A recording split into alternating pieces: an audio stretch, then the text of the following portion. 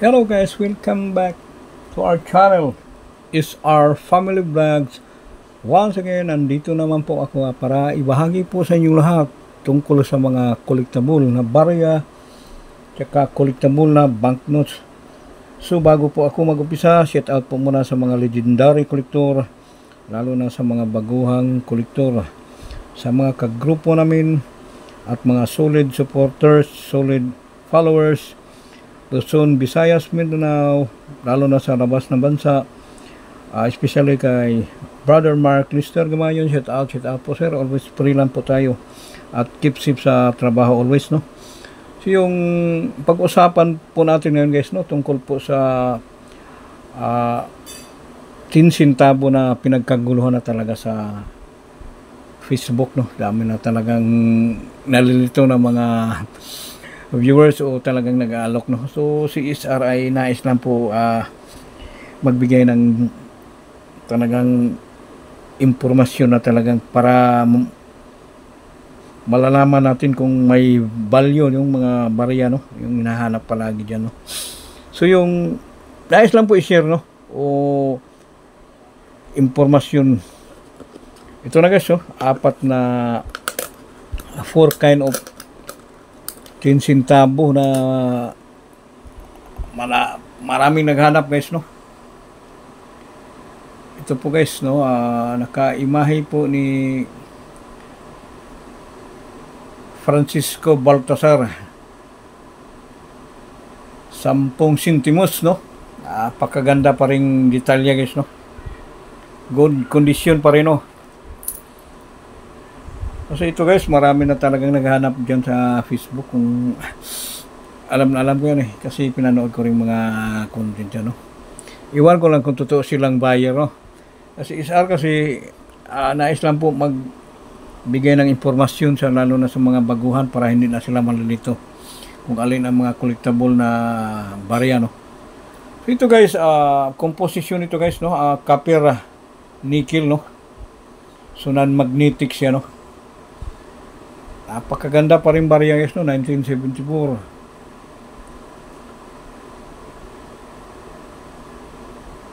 Republika ng Pilipinas, 1974. So yung edge niya guys, no, reeded, no, o gatla, no. Buo pa rin, no, buo pa rin yung edge niya guys, no.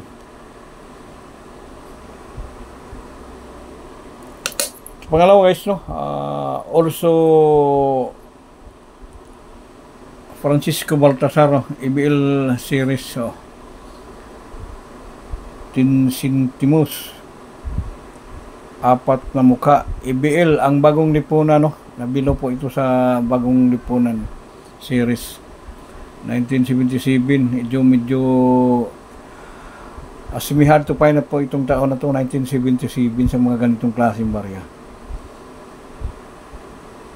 Daming naghanap ng ganitong klaseng barya, no, mga 10 centavo binibili nila, no, mataas na halaga. So ito pangatlo guys, no,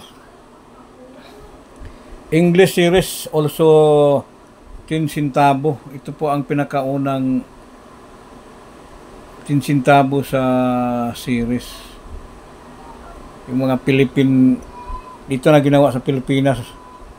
Ito ang pinakaunang ginawa ng BSP. Yan, maganda pa rin yung luster, napakaganda pa rin, no. Central Bank of the Philippines, good condition. Yan. So ito pang 4 na mukha, no, BSP series guys, no, Bangko Sentral ng Pilipinas, BSP series, 1993 nag-umpisa. So sa overs 10 centimo, wala nang nakaimahing mukha ni Francisco Baltasar dito guys, no. 2011, ito puro 10 centavos, no. So si SR guys, sa mga ganito klaseng coin, napaka-common na to guys, no, sa ngayon. So mga viewers, talagang pakinggan nyo pong mabuti o para matututo po kayo, kasi si SR palaging nagbibigay ng mga good information para for sharing sa inyo lahat, lalo sa mga baguhang kolektor. So, at talagang collectible na 10 centavo guys, maniwala po kayo sa hindi. Ito na pong bagong hunt ni SR. Mga itong klaseng barya guys, wala pang additional value, no? Napakadami po ito sa sirkulasyon, no? Huwag po kayo basta-basta, no? Maniwala na binibili ng mahal, no? Si SR ay hindi po bumibili ng mga ganitong klaseng copper nickel, no?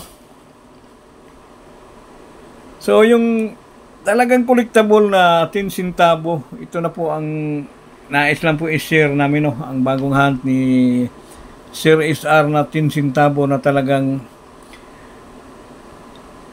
hard to find, no? Mga legit collector lang ang naka-relate nito guys, no? 10 centavos. So, baka sabihin nyo, magkamukha lang nitong isang English series guys, no? Iba po yan guys, no? Magkaiba po yan. Kasi dito po yung ang kaibahan nila sa likod guys. Ito po ang pinakamahirap hanapin sa ngayon guys, no? So, bagong huli ni SR. Small but high value, no? Barya. Yan, napakaganda pa rin kondisyon, no? Yun, patuloy po namin binibili mga ganitong klaseng USPI coin, no? So, ikutin natin sa reverse, no? Para maniwala po yung mga viewers, no?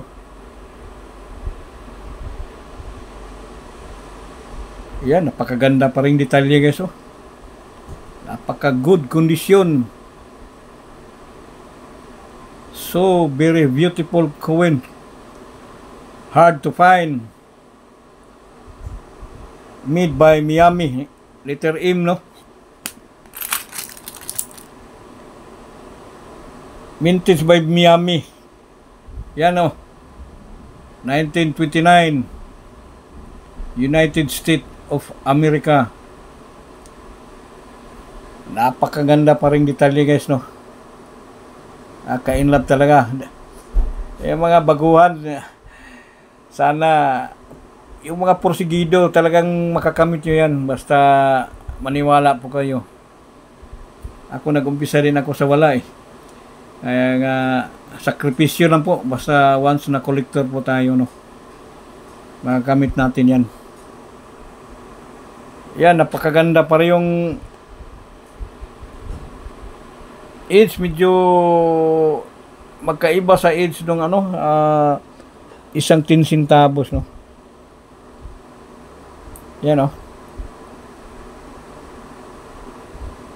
So, kung parang maliit siya konti sa English series. Yan po ang magkaiba guys, no? Ito po ang binibili namin, no? Sa mga legit collector, no? Pero ito guys, wag po kayo basta-basta maniwala na nabibili ito. Hindi po ito nabibili, no? Yan. Para matuto pa kayo dito kay Sir SR, no? Para hindi na po kayo malilito guys. Pag mga ganitong klaseng coin, yan. Talagang collectible yan o high value, no? Lalo na sa kondisyon.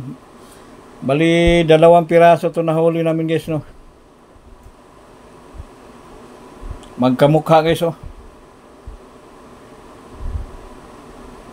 Yan. Reverse. Also 1917. Napakatagal na guys, no?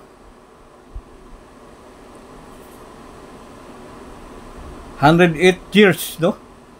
1917, 108 years. Made in San Francisco. Yan, very hard to find. It is. So magkaiba sila sa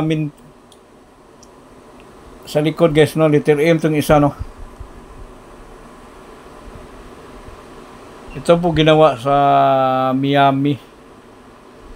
Ito sa San Francisco, Little East. Ito na pinakamahirap hanapin, guys. Kasi patuloy po namin binibili. Any kind of USPI coin. 10 centavo, 20, 50 hanggang 1 piso USPI. Direkta PM lang po sa FB page namin, no. Yan lang po, no, ang bagong hunt namin. Very hard to find mga ganitong klaseng kondisyon. Talagang mahirapan ang mga baguhang kolektor mag hanap ng ganitong klaseng barya. Napakagandang barya, guys, oh. Naka-in love.